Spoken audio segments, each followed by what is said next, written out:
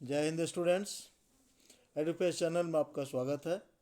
Students students को देखते हुए, आपके रिक्वायरमेंट को देखते हुए सेकेंडरी एग्जामिनेशन बोर्ड जो है ना, BSEB है ना, बिहार सेकेंडरी एग्जामिनेशन बोर्ड, उसके संस्कृत का जो सिंपल पेपर है, ऑब्जेक्टिव 100 क्वेश्चन है उसका अभी हम लोग कर रहे हैं सिंपल पेपर। ठीक है ना, simple paper BSEB class 10th। देखिए ऊपर है secondary school examination annual exam. ठीक है, 100 नंबर का पेपर है। CBSE में तो 2 टर्म में कर दिया है, बट बिहार बोर्ड जो है वो पूरा 100 नंबर का क्वेश्चन है, जिसमें कि 50 जो है ऑब्जेक्टिव है और 50 सब्जेक्टिव है। ठीक है, तो 50 ऑब्जेक्टिव जो है उसमें 100 ऑप्शनल क्वेश्चन होंगे, जिसमें 50 का आंसर आपको देना होगा। तो ऑप्शनल क्वेश्चन जो 100 हैं उसका अभी हम लोग प्रैक्टिस कर रहे हैं। ठीक है, सिंपल पेपर का। तो चलिए स्टार्ट करते हैं। ठीक है, ऑब्जेक्टिव का क्वेश्चन आप देख लिए। इसके बाद स्टार्ट है फर्स्ट क्वेश्चन से, यहाँ से स्टार्ट होगा आपका। ठीक है ना, खंड ब में कुल 5 ये वो निर्देश है, दिशा निर्देश है। इसके बाद हम लोग देखिए यहाँ से स्टार्ट है आपका, पढ़ लेंगे बढ़िया से, अच्छी तरह से समझ लेंगे। BSEB वाले स्टूडेंट्स, प्रश्न संख्या 1 से 100 तक प्रत्येक वस्तुनिष्ठ प्रश्न के 4 विकल्प दिए गए हैं, जिनमें से ना कोई एक ही सही है। इन 100 प्रश्नों में से किन्हीं 50 प्रश्नों का, 50 प्रश्न का ही अपने द्वारा चुने गए सही विकल्प को OMR शीट पर चिन्हित करना आपको। 50 नंबर का है। ठीक है, तो चलिए स्टार्ट करते हैं अब हम लोग। पहला प्रश्न 100 है, 100 शतक है ना, जैसे न्यूज चैनल पर देखते होंगे शतक, उसी तरह का पहला क्वेश्चन। फर्स्ट है विद्याधिगमाय में किन वर्णों की संधि हुई है। वर्णों की संधि पूछा गया है, तो इसका संधि विच्छेद कर लेंगे, विद्या प्लस अधिगमाय। तो विद्या प्लस अधिगमाय में क्या हो जाएगा, आ और अ। विद्या में आ है, अधिगमाय में अ है, तो ए होगा फर्स्ट का। चलिए सेकंड क्वेश्चन देखते हैं। किसमें वर्णों के मेल से विकार होता है। वर्णों के मेल से विकार किसमें उत्पन्न होता है, संधि में। ठीक है ना, संधि में विकार उत्पन्न होता है। क्वेश्चन नंबर 3 देखिए, क्वेश्चन नंबर 3, संस्कृत लेखिका का विग्रह क्या होगा। संस्कृत लेखिका, विग्रह मतलब समास से ही है। ठीक है ना, तो समस्त पद और विग्रह होता है, 2 चीज होता है। तो यहाँ पर समस्त पद दिया है संस्कृत लेखिका, इसका विग्रह होगा संस्कृतस्य लेखिका। ठीक है ना, संस्कृत की लेखिका, संस्कृतस्य लेखिका। PDF विथ सोल्यूशन आपको मिल जाएगा। ठीक है ना। क्वेश्चन नंबर 4, वैदिकम च तत्युगम का समस्त पद क्या होगा। क्वेश्चन नंबर 4, वैदिकम च तत्पदम का तत्युगम, तो इसका होगा सही आंसर वैदिक युगम, डी होगा। ठीक है, चलिए नेक्स्ट क्वेश्चन नंबर 5, संस्कृत में कितने कारक हैं। संस्कृत में कितने कारक हैं। कारक हम जनरली हम लोग जानते हैं कि कारक के 8 भेद होते हैं। ठीक है ना, तो वो समझ करके आप 8 में टिक मारेंगे तो गलत हो जाएगा। संस्कृत में 6 कारक हैं। ठीक है, संबंध और संबोधन को कारक नहीं माना जाता है। जानते हैं क्यों, क्योंकि इसका क्रिया से डायरेक्ट संबंध नहीं होता है। क्रिया से प्रत्यक्ष संबंध न होने की वजह से संबंध और संबोधन को कारक नहीं मानते हैं संस्कृत में। इस तरह से संस्कृत में कुल 6 कारक हैं। ओके, चलिए नेक्स्ट आगे हम लोग 5 के बाद 6, क्वेश्चन नंबर 6, सप्तमी विभक्ति के अर्थ में किस कारक का प्रयोग होता है। अधिकरण सप्तमी, नियम पढ़े हैं, अधिकरण सप्तमी, अधिकरण कारक में सप्तमी विभक्ति होती है, तो बी होगा ऑप्शन। दुर्योधन में उपसर्ग क्या है। दुर्योधन में उपसर्ग क्या है, दुर्योधन, वैसे भी पढ़ेंगे तो क्लियर हो जाएगा, दुर्योधन, सी होगा। क्वेश्चन नंबर 8, 7 तक हो गया। 8 क्वेश्चन, बालय, बालय पद का मूल रूप क्या है, मैंने किस शब्द का ये रूप है, बालय है। ठीक है ना, तो बाला करेंगे तो बाला भी हो जाएगा, आकार अंत हो जाएगा। अ है, डी होगा इसका आंसर बाल। ठीक है ना। क्वेश्चन नंबर 8 में बाला नहीं होगा ना, बाला आकारांत हो जाएगा, लता पर रूप चलेगा। 1 मिनट, सॉरी, बाल बालकीय न बालकाभ्याम बालकई है, यस बाला होगा। ठीक है। क्वेश्चन नंबर 9, दात्री शब्द के प्रथमा विभक्ति एक वचन का रूप कौन सा है? तो दात्री शब्द का रूप चलता है दाता, दतारो, दतारह। ठीक है, तो 9 का ए होगा।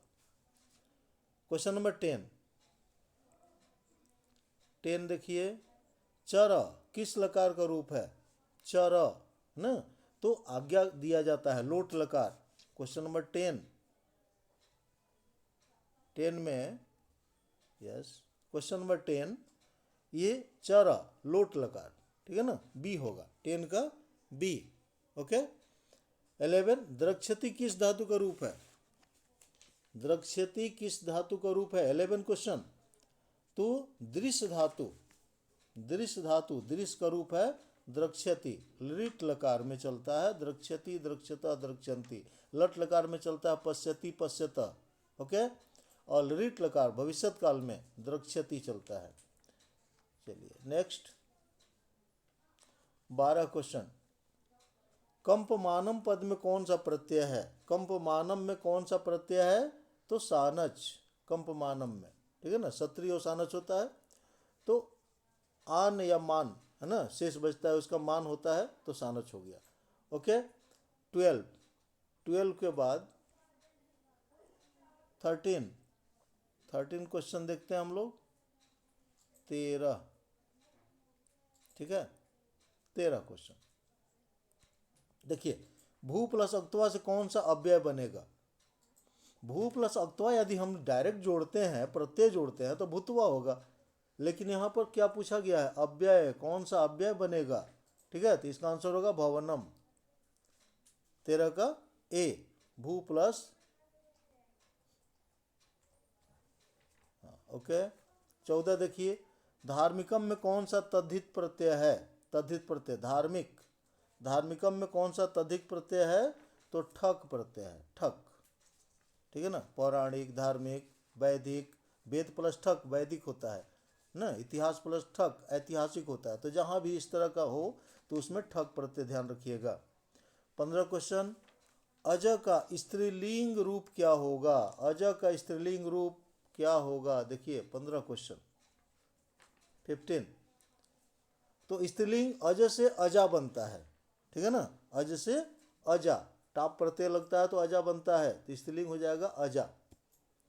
16 यथा नद्यः स्यन्दमानः समुद्रे, मंत्र किस उपनिषद से संकलित है? 16 में, तो मंडूकोपनिषद। ठीक है, कठोपनिषद पढ़ चुके आप, नचिकेता का वर्णन है उसमें, ये मंडूकोपनिषद का है। यथा नद्यः स्यन्दमानः समुद्रे।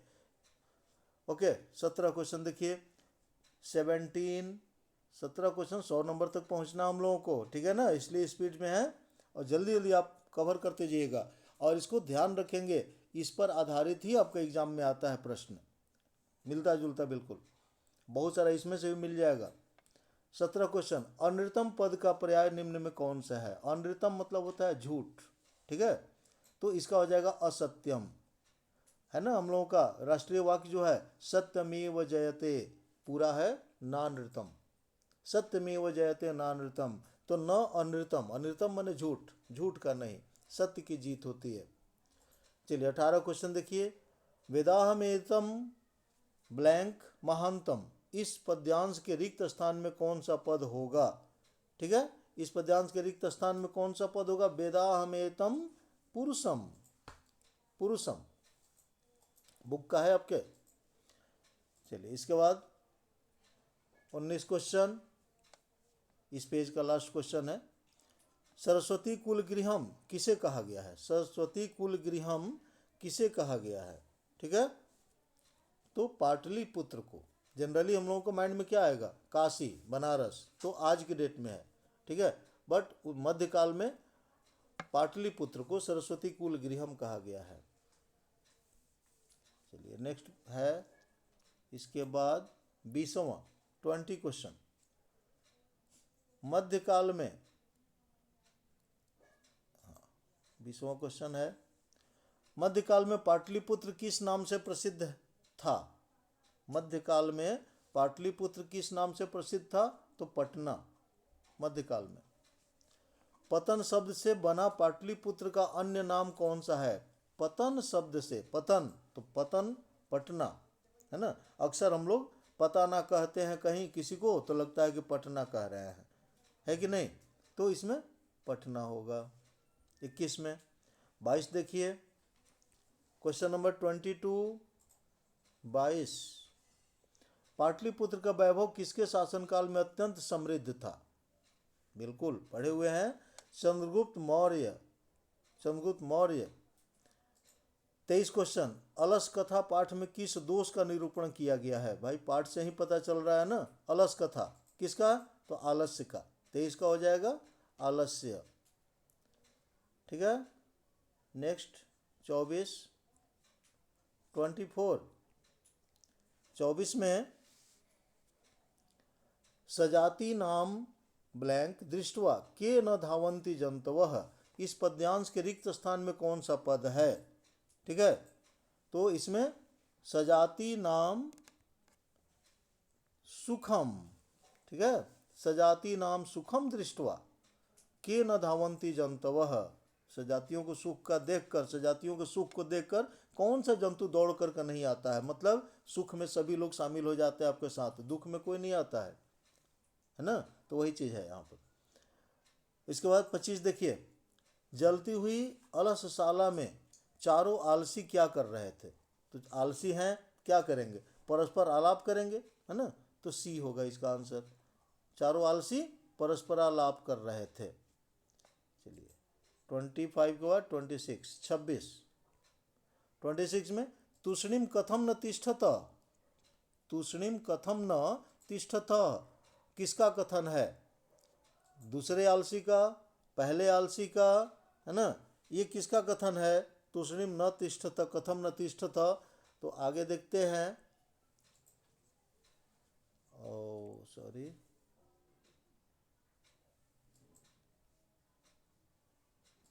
चौथे आलसी का या तीसरे आलसी का, है कि नहीं?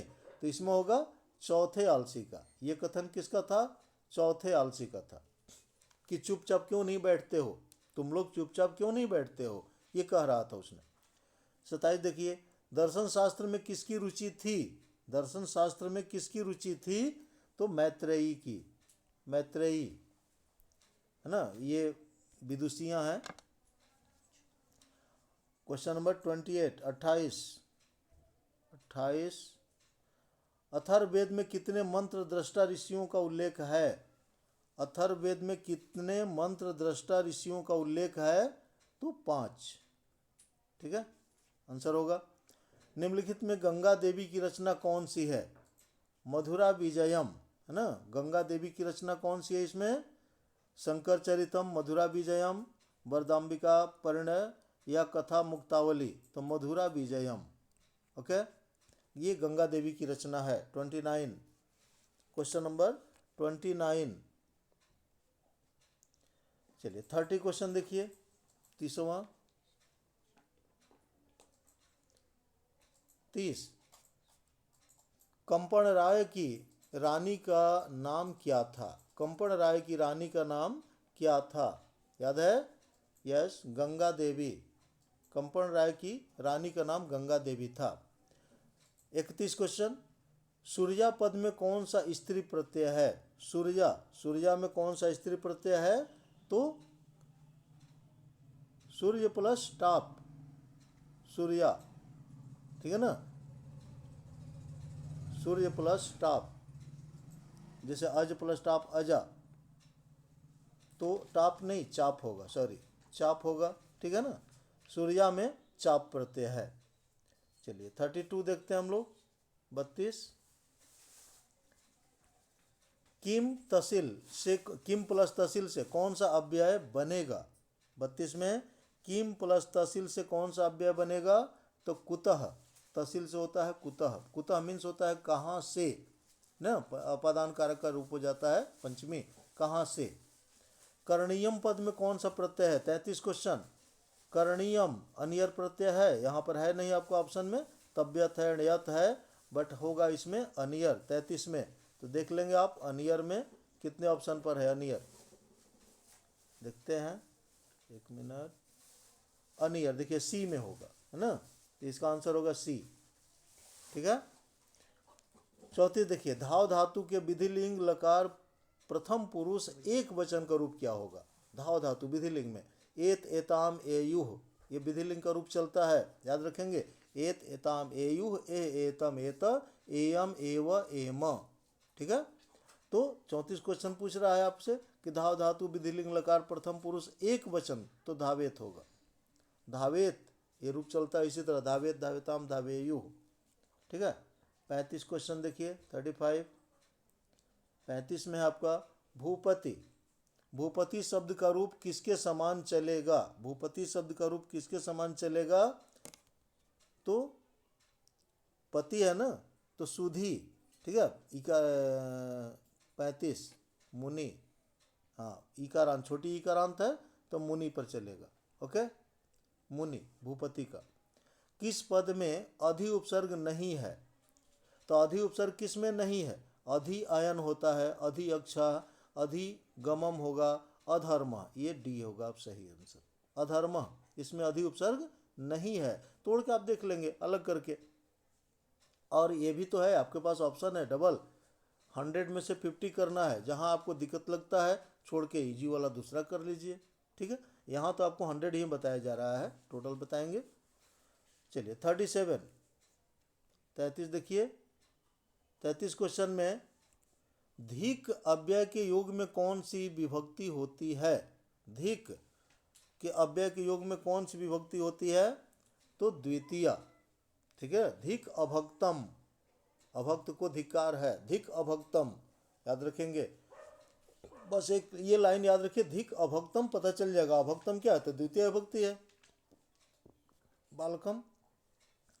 कविसु 38 क्वेश्चन, कविसु कालिदास श्रेष्ठ वाक्य के कविसु पद में किस सूत्र से सप्तमी विभक्ति हुई है ना, देख रहे हैं, कविसु कालिदास श्रेष्ठ, तो यतश्च निर्धारणम, ये सी होगा इसका आंसर।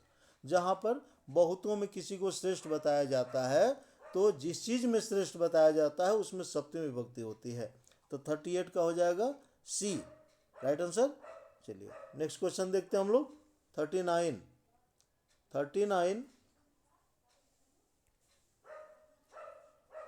किसमें अव्ययी भाव समास नहीं है? अव्ययी भाव समास किसमें नहीं है? सशरीरम, सा लगा हुआ है, निर में भी है, प्रति में भी है, लंबोदर होगा आपका। ठीक है ना, तो लंबोदर में अव्ययी भाव समास नहीं है। ओके, लंबोदर में अव्ययी भाव समास नहीं है आपका, ये हो जाएगा 39 का बी। 39 में बी होगा सही आंसर। ओके, 39 में बी।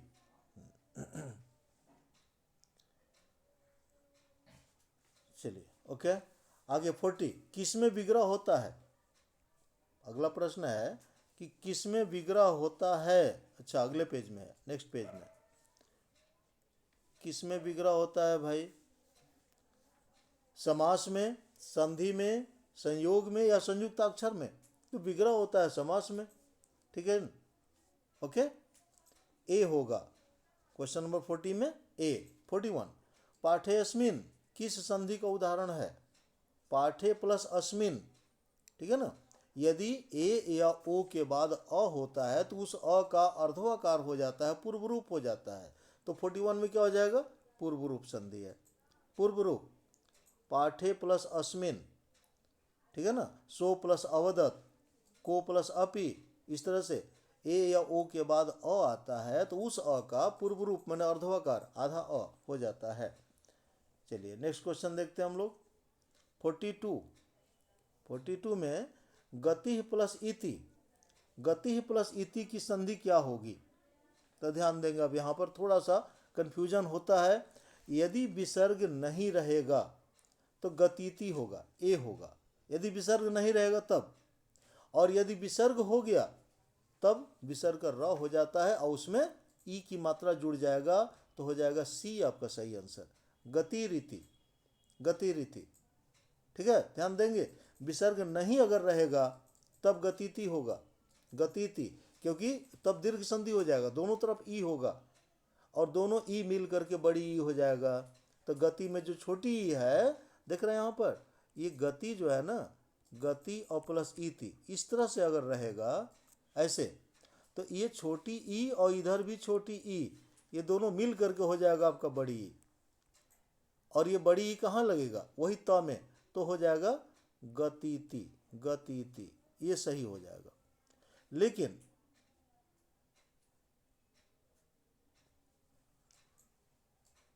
ठीक है, हाँ, अभी जो बता रहे थे कि गति अगर जैसे यहाँ गति प्लस इति है, इस तरह का है, अगर विसर्ग नहीं है, इस कंडीशन में छोटी ई है और इधर भी छोटी ई है, और ये दोनों छोटी ई मिलकर के बनता है बड़ी ई, तो क्या हो जाएगा आपका गतिति, ये हो जाएगा।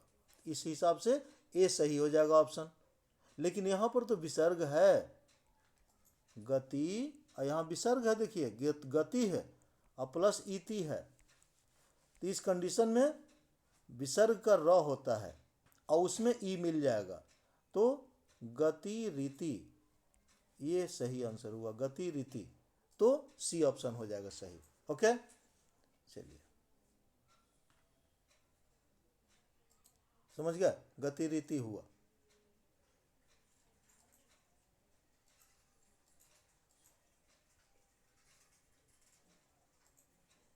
चलिए, ओके। उसके बाद है आपका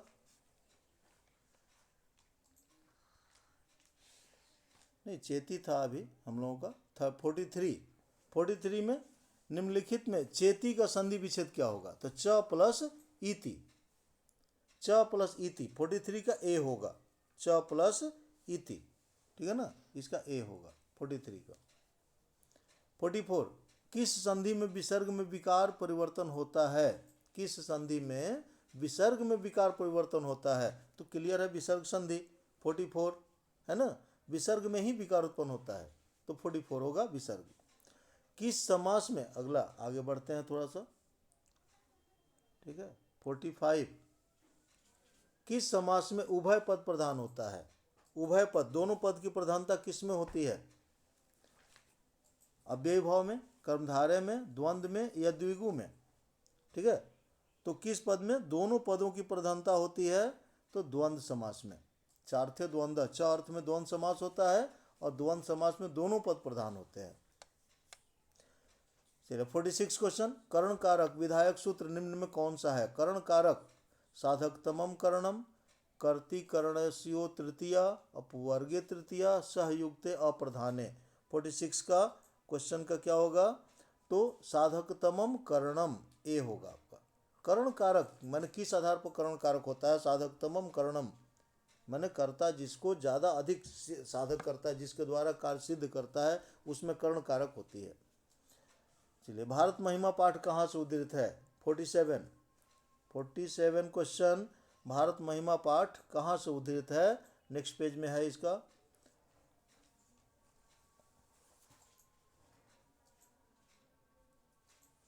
ठीक है, देखते हैं। भारत महिमा रामायण से है कि पुराण से है कि महाभारत से है कि भगवत गीता से है, ठीक है, तो कहाँ से है ये, तो ये पुराण से है, भारत महिमा पुराण से है। ओके, बी आंसर होगा। अपगा का अर्थ क्या है, अपगा का अर्थ क्या होगा, तो नदी, अपगा मतलब समझ रहे हैं, अपगा, पग माने पैर होता है, बिना पैर वाली, बिना पैरों की चलने वाली, तो है नदी, अपगा, चलती रहती है, वो आपके है क्वेश्चन में, बुक में, अपगा। चलिए नेक्स्ट 49, धर्म जाति प्रभेदैः इह ब्लैंक है वहंतः वसंती, रिक्त स्थान को उचित पद से भरिए। 49, ठीक है, तो धर्म जाति प्रभेदैः इह अनेकत्व भावम वहंतः वसंती, ये अनेकत्व भाव से बहते हुए निवास करते हैं। चलिए 50 क्वेश्चन, आधे पर पहुंचे अभी। केशांत संस्कार किस संस्कार के अंतर्गत है? केशांत संस्कार किस संस्कार के अंतर्गत है? तो इसका आंसर हो जाएगा शैक्षणिक, ठीक है ना, सी, शैक्षणिक संस्कार, केशांत संस्कार। नेक्स्ट 51, शिष्य वेदारंभ कहाँ करते हैं? शिष्य वेदारंभ कहाँ करते हैं? एकदम इजी है, गुरु गृह में, घर में। पिता घर में करेंगे नहीं, देवालय में करेंगे, नगर में करेंगे नहीं, तो वेदारंभ गुरु गृह में। 52, किस संस्कार का मुख्य कर्म गोदान है? 52, किस संस्कार का मुख्य कर्म गोदान है? तो इसका आंसर होगा केशांत संस्कार, बी, गोदान। केशांत संस्कार में गोदान होता है। चलिए नेक्स्ट है 53, 53, किस संस्कार के अंतर्गत जात कर्म संस्कार किया जाता है? किस संस्कार के अंतर्गत जात कर्म किया जाता है? तो शैशव, शैशव संस्कार। और कौन 54 क्वेश्चन, कौन अविश्वासी पर विश्वास करता है? कौन अविश्वासी पर विश्वास करता है? तो नेक्स्ट पेज में इसका ऑप्शन है, देखते हैं हम लोग। 54, हाँ थोड़ा सा देखिए, ऑप्शन है विद्वान, अधर्मी, ठीक है, मूर्ख या धर्मात्मा। तो मूर्ख होगा, इसका आंसर होगा मूर्ख। ओके। 55 क्वेश्चन, किसकी रक्षा विशेष रूप से करनी चाहिए? किसकी रक्षा? धन की, धर्म की, संतान की या स्त्री की? तो हमारे धर्मशास्त्र के अनुसार स्त्री की रक्षा, ठीक है ना, आंसर होगा डी, स्त्री की रक्षा विशेष रूप से करनी चाहिए। चलिए नेक्स्ट क्वेश्चन 56, शिक्षिका में कौन सा स्त्री प्रत्यय है? 56, शिक्षिका में कौन सा स्त्री प्रत्यय है? तो शिक्षक में टाप जुड़ता है तो शिक्षिका बनता है ना, तो टाप, डी होगा। 57, दीर्घ प्लस तरप, जो आप देखिए तरप तमप दो प्रत्यय होता है, जो डिग्री होता है ना, good better best, long longer longest, वही है तरप और तमप। तो तर और तम, तो इसमें हो जाएगा दीर्घ तरम, डी आंसर सही होगा, दीर्घ तरम, दीर्घ प्लस तरप, और तमप रहेगा तो दीर्घ तमम हो जाएगा। ओके। चलिए 58 क्वेश्चन 58, बाला नाम गति जननी, प्रश्न निर्माण हेतु रेखांकित पद के स्थान पर उपयुक्त पद कौन सा है? बाला नाम, तो प्रश्न बनाना है आपको। तो बाला नाम षष्ठी बहुवचन है, किम शब्द का हो जाएगा षष्ठी बहुवचन में केशाम, केशाम गति जननी, ठीक है। 59, वृथा अव्यय का अर्थ है? वृथा, वृथा मीन्स क्या होता है? बेकार, बी हो जाएगा, वृथा मीन्स बेकार है, ठीक है। अलम विवादेन, वृथा समुद्रे जलम, समुद्र में जल बेकार है, तो वृथा माने बेकार। किस पद में तल प्रत्यय है? इसमें 60 में आपको बताना है कि किस पद में तल प्रत्यय है, ठीक है। तो जनता, जनता में तल प्रत्यय है। मानव प्लस तल मानवता, जन प्लस तल जनता, ठीक है ना। तो जहाँ भी इस तरह के मानवता, दीनता, दयालुता, तो वहाँ तल प्रत्यय करेंगे आप। चलिए ओके, 60 क्वेश्चन हो गए। 60 के बाद 61, 61 देखिए, हसन में कौन सा प्रत्यय है? 61 क्वेश्चन, हसन, हसन में सत्री प्रत्यय है। ओके, सत्री, हसन हसंतो हसंत, हसन बालक अगछत, हंसते हुए, हुआ हुए हुई लगा रहता है तो उसमें सत्री या सानच प्रत्यय का प्रयोग किया जाता है, तो सत्री प्रत्यय होगा हसन में। कृष्यति 62, 62 क्वेश्चन, कृष्यति में कौन सी धातु है? तो क्री धातु, क्री माने खरीदना, ठीक है ना। 62 क्री धातु, कृष्यति लिट लकार होगा, है ना, खरीदेगा। अगला क्वेश्चन 63, 63 में पति शब्द के तृतीय विभक्ति एक वचन का रूप निम्नलिखित में कौन सा होगा? पति, पत्या ना, रूप याद रखेंगे, पत्या, मति का मत्या, ठीक है ना, गति का गत्या, सब एक जैसा रूप चलता है, शब्द रूप अलग है, वो रांत के ऊपर होता है, अकारांत, आकारांत, ईकारांत, उकारांत, और उसमें स्त्रीलिंग पुल्लिंग भी होता है। तो उस हिसाब से एक याद करते हो तो उसी पर बहुत सारे फिर रूप हो जाते हैं आपको। 64 64 किस पद में अव उपसर्ग है? अव, देखिए, अपवित्रम बिल्कुल नहीं होगा, अवरोध, अव्यक्तम, अवाच्यम, है ना, तो इसमें से किस में होगा अव उपसर्ग? तो अवरोध, अव, देखिए अव आ रहा है इसमें, तो ये है आपका अवरोध, उपसर्ग है, अवरोध। देखिए इसमें होता है ना कि आपको लगेगा कि अव तो सब में है, लेकिन अव हटाने के बाद जो बचता है शब्द वो सार्थक होना चाहिए, ये हो गया। नेक्स्ट 65 65 क्वेश्चन, पृथक का बोध होने पर किस कारक का प्रयोग होता है? पृथक, अलग होने पर अपदान, अपदान पंचमी, अपदान कारक। नमः के योग में कौन सी विभक्ति होती है? नमः स्वस्ति स्वधा स्वाहा योगे चतुर्थी, याद है?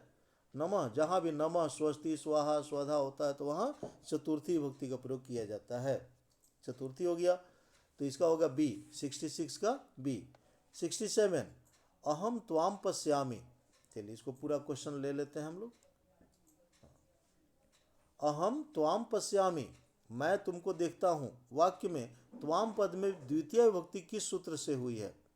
तो भाई कर्म कारक है, कर्मणि द्वितीय, ठीक है ना, सी होगा, 67 का सी होगा, कर्मणि द्वितीय, कर्म कारक में द्वितीय विभक्ति होती है, तो 67 में सी, ठीक है। हाँ, चलिए नेक्स्ट देखते हैं हम लोग आगे। 67 के बाद 68 महादेवः में कौन सा समास है?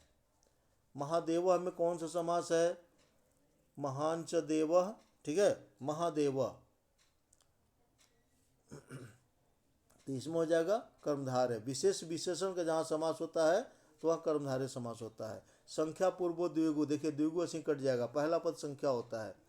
अव्यय भाव ऐसे ही कट जाएगा क्योंकि पहला पद उसमें अव्यय होता है, इसमें पहला पद महा है, अव्यय नहीं है। और द्वंद्व भी कट जाएगा, चार थे द्वंद्व है, च अर्थ में द्वंद्व होता है, तो तीन ऐसे ही कट जाएगा। निगेटिव भी काटिएगा तो आ जाएगा, ठीक है ना। चलिए 69 धर्म च अर्थ च काम च का समस्त पद निम्नलिखित में से कौन सा है? तो यहाँ तीन है, धर्म अर्थ और काम, तो धर्मार्थ कामः नहीं होगा, क्यों? क्योंकि बहुवचन नहीं है, लास्ट में कामः है, धर्मार्थ कामः बी, यहाँ लास्ट में बहुवचन है, बिल्कुल यही सही होगा, बी होगा, धर्मार्थ कामा। देखिए धर्म अर्थ और काम और तीन पद जुड़े हुए हैं तो अंतिम पद बहुवचन होता है, द्वंद्व समास है, ठीक है। नेक्स्ट देखते हैं अगला 70 में पहुंचे अभी हम लोग। खेलन रतम में कौन सा समास है? खेलन रतम माने खेलने में जो लीन हो, रत हो, तो क्या है? सप्तमी तत्पुरुष, तो तत्पुरुष समास है। खेलने में जो लीन हो, रत माने लीन। किस पद में स्वर संधि नहीं है? यहाँ बताना है कि स्वर संधि किस में नहीं है। देखिए उमा ईसा उमेशा स्वर संधि है, गमन आगमनम ये भी स्वर संधि है, गायक गय प्लस अक ये भी स्वर संधि है, तो बचा कौन? ए। निश्चितम इसमें स्वर संधि नहीं है, 71 में ए होगा, ओके। चलिए 72 72 क्वेश्चन, बिल्कुल 100 क्वेश्चन का सेट है आपका, 100 में से 50 आपको करना है, 50 नंबर का, 50 मार्क्स तो आपके हाथ में है जी, ध्यान से कीजिएगा एकदम। डबल ऑप्शन है आपके पास। किन वर्णों के मेल से य बनता है? य, ई और अ, ठीक है ना। ई का य होता है यण संधि, ई को यणची, ई का य, ऊ का व, री का र, री का ल होता है, तो ई प्लस अ य बनता है, माने ई का य हो जाएगा बट आधा य होगा और इसमें आकर के अ मिल जाएगा तो ये पूरा य हो जाएगा, ठीक है ना। ई से य बनता है, जो ई है छोटी ई हो चाहे बड़ी ई हो, दोनों में से कोई भी हो, छोटी ई या बड़ी दोनों में से कोई भी ई हो, वो उसके बाद अगर कोई अन्य स्वर है तो उसका य बन जाएगा, ये सूत्र है यण संधि का। चलिए 73 दीर्घ संधि का उदाहरण निम्न में से कौन सा है?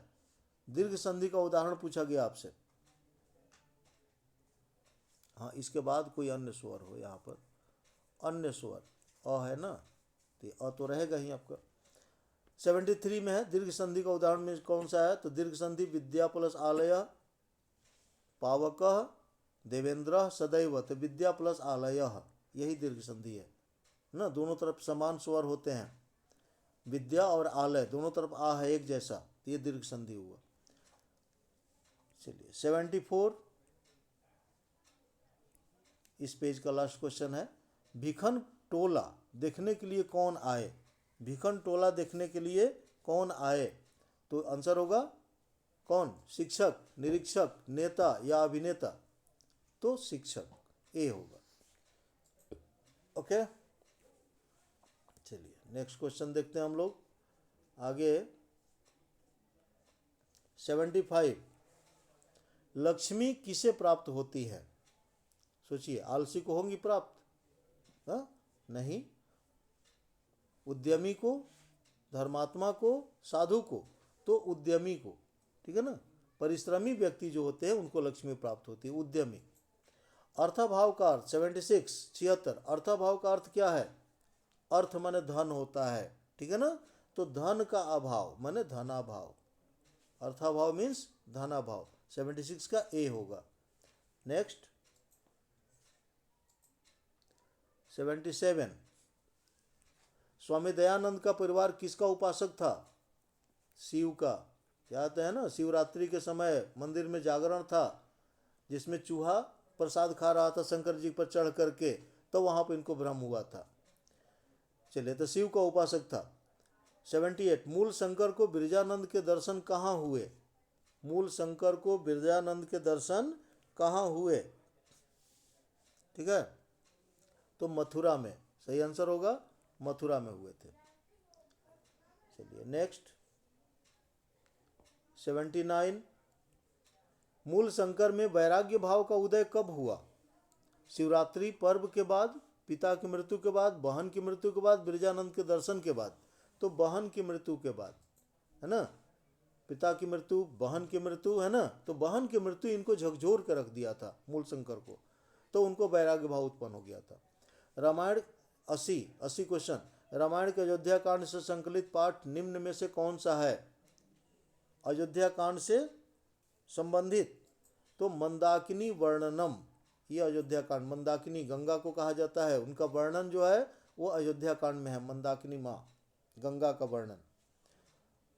इसके बाद नेक्स्ट क्वेश्चन, दान किसको देना चाहिए, अगला क्वेश्चन है 81 दान किसको देना चाहिए, उपकारी को जो आपको उपकार करे, अनुपकारी को, धनी को या गरीब को, कोई भी बिना पढ़े बता देगा, है ना, गरीब को, दान गरीब को ही देना चाहिए, वही सफल होता है। ओके, चलिए 81 हो गया। 81 के बाद 82 क्वेश्चन, त्वाम अहम उत्थापयामी किसका कथन है, त्वाम अहम उत्थापयामी, याद है बाघ वाला कथा, जो पथिक कथा, लालची पथिक जो था, तो ये बात जब वो फंस जाता है पंख में, कीचड़ में, तब बाघ कहता है कि त्वाम अहम उत्थापयामी, मैं तुमको आकर निकालता हूँ, है ना, कंगन के लालच में राहगीर फंस गया था। चलिए 83 क्वेश्चन यहीं देख लेते हैं। व्याघ्र पथिक कथा पाठ में कौंतेय शब्द किसके लिए प्रयुक्त हुआ है, व्याघ्र पथिक में कौंतेय किसके लिए प्रयुक्त हुआ है, कर्ण के लिए, दुर्योधन के लिए, पथिक के लिए, अर्जुन के लिए, तो कौंतेय वैसे कुंती के पुत्र अर्जुन ही हैं, अर्जुन के लिए होता है, ठीक है ना, लेकिन यहाँ कह रहा है व्याघ्र पथिक कथा में कौंतेय, तो कौंतेय तो खैर अर्जुन के लिए ही है, यहाँ पर बताया गया है कि हे अर्जुन, ठीक है। चलिए इसके बाद 84 में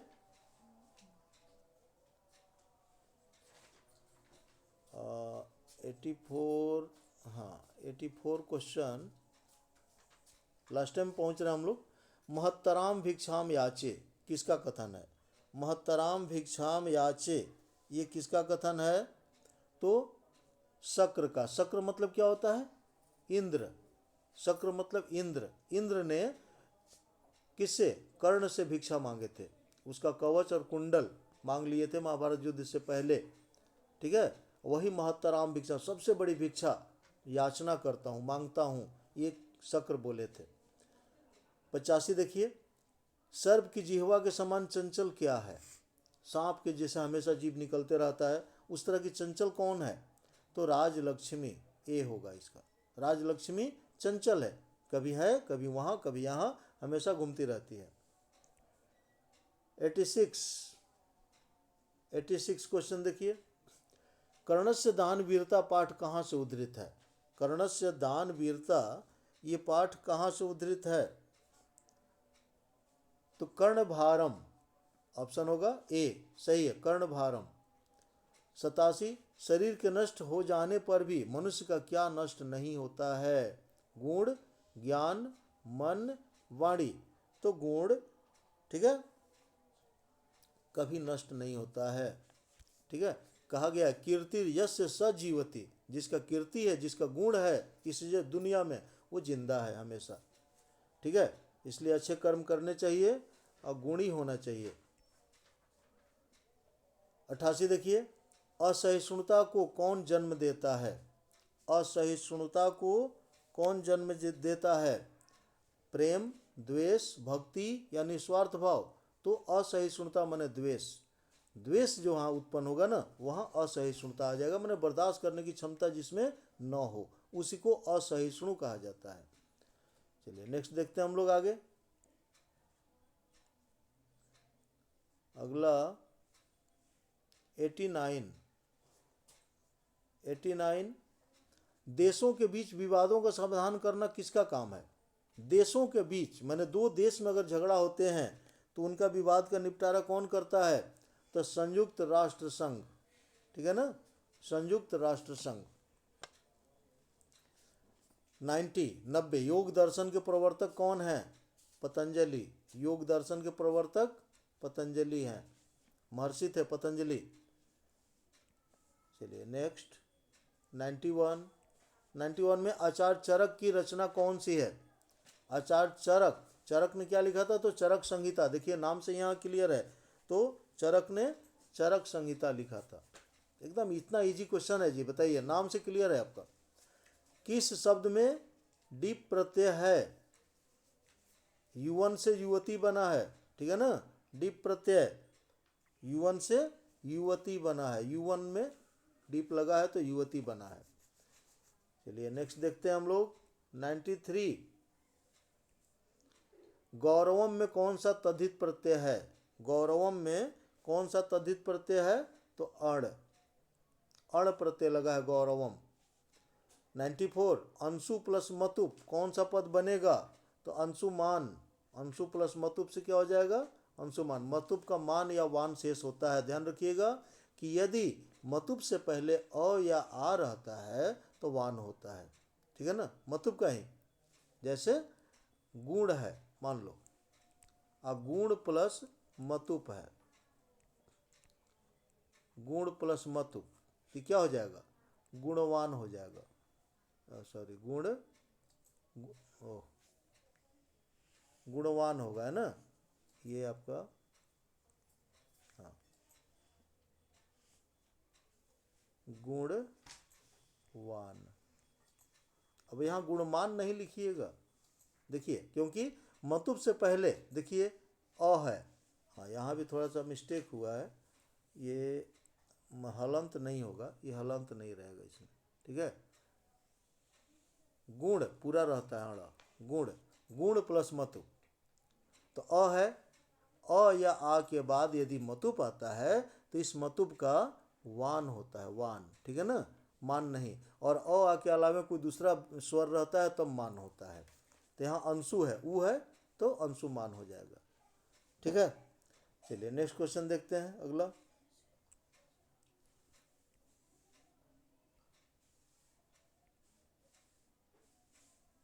अगला क्वेश्चन है आपका 95, कितिन प्रत्यय किस पद में है? कितिन प्रत्यय, तो गति, कितिन का ई होता है ना, मति, गति, इसमें कितिन होता है। भक्ति, तो कितिन प्रत्यय है। इस तरह से 95 की। अब 5 क्वेश्चन और है हम लोगों का, ठीक है।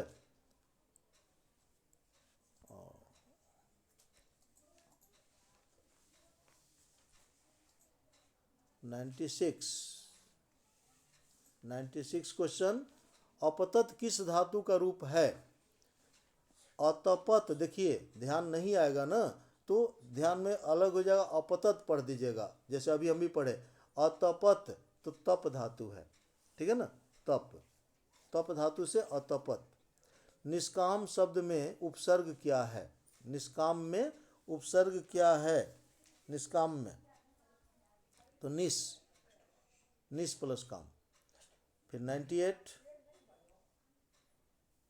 98 में परितः के योग में कौन सी विभक्ति होती है? अभितः, परितः, समया, निकषा, हा प्रत्यय योग्य अपि द्वितीया, ठीक है ना। तो 98 में डी होगा आपका, द्वितीया। सूत्र याद रखेंगे, अभितः, परितः मैंने क्या होता है? चारों ओर, अभितः मैंने दोनों ओर।